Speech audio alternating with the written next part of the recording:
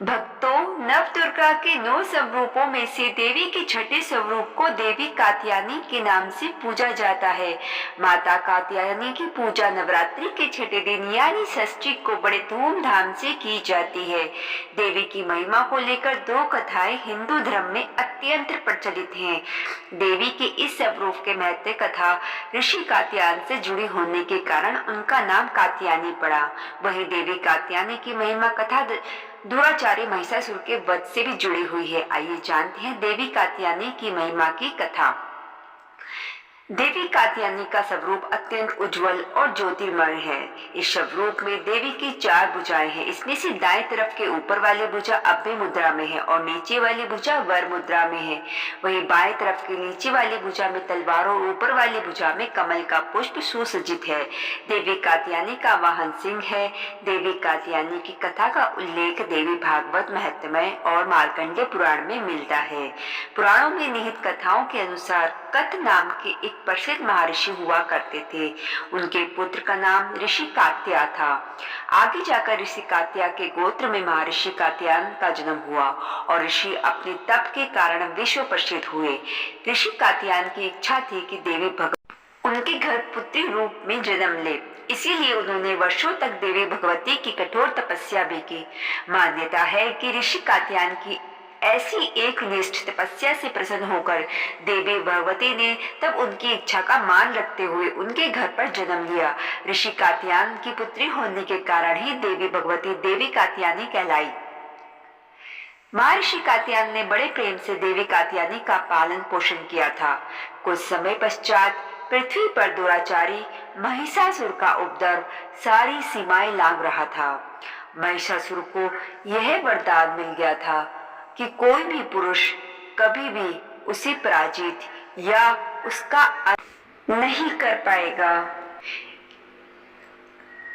इसलिए उसे किसी का डर नहीं था और देखते ही देखते उसने देवलोक पर भी अपना कब्जा कर लिया था। तब भगवान विष्णु, प्रजापति ब्रह्मा और देवादिदेव महादेव ने उसका विनाश करने के लिए अपने अपने तेज से मिलित एक देवी को उत्पन्न किया। मान्यता है कि महर्षि कात्यायन ने ही इस देवी की सर्वप्रथम विधिवत पूजा की थी, इसीलिए देवी को कात्यायनी के नाम से जाना गया। वहीं देवी कात्यायनी से जुड़ी एक अन्य पौराणिक कथा के अनुसार देवी की उत्पत्ति महर्षि कात्यायन के यहाँ अश्विन महीने की कृष्ण चतुर्दशी को हुई थी।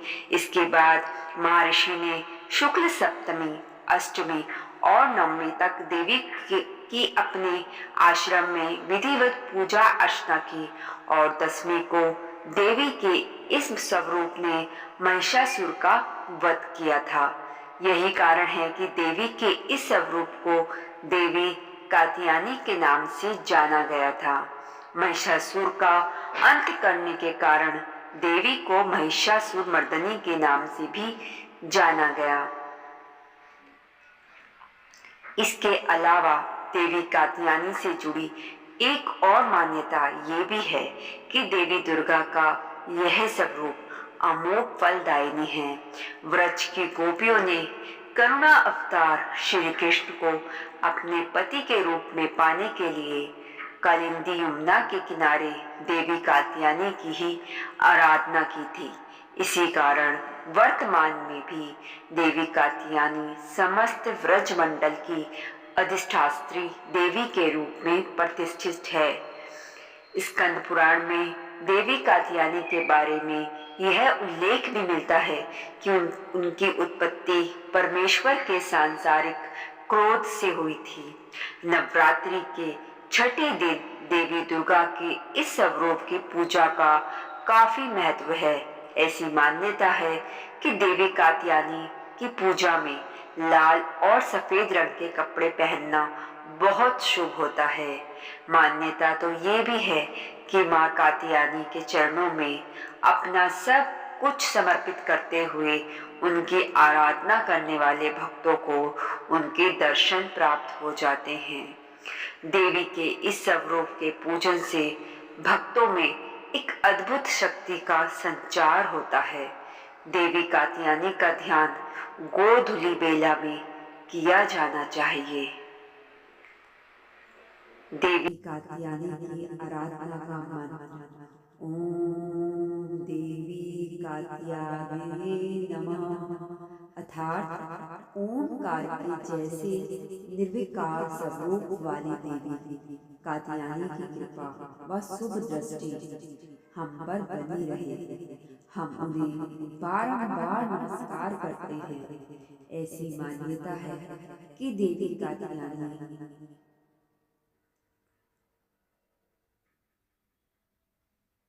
को शहद अत्यंत प्रिय है, इसीलिए नवरात्रि के छठे दिन देवी कात्यायनी की पूजा में शहद या शहद से बनी चीजों का भोग लगाना चाहिए। देवी कात्यायनी की विधिवत पूजन के पश्चात महादेव की भी पूजा करने की मान्यता है। देवी दुर्गा की कात्यायनी अवतार की कथा हमें यह सीख देती है कि अगर भक्ति और संकल्प सच्चा हो तो परम प्रकृति की कृपा सदैव बनी रहती है। जिस प्रकार महर्षि कात्यायन के एक निष्ठ तपस्या से प्रसन्न होकर देवी दुर्गा ने उनकी इच्छा और तपस्या का मान रखा, ठीक उसी प्रकार मनुष्य को भी अपनी भक्ति, निष्ठा और संकल्प के पथ पर अविचल रहना चाहिए। तो दोस्तों, ये थी देवी कात्यायनी की कथा। कैसी लगी मुझे जरूर बताइएगा और मेरे साथ जुड़िएगा। जय माँ कात्यायनी। बोलो बारंबार मैया की सदा ही जय।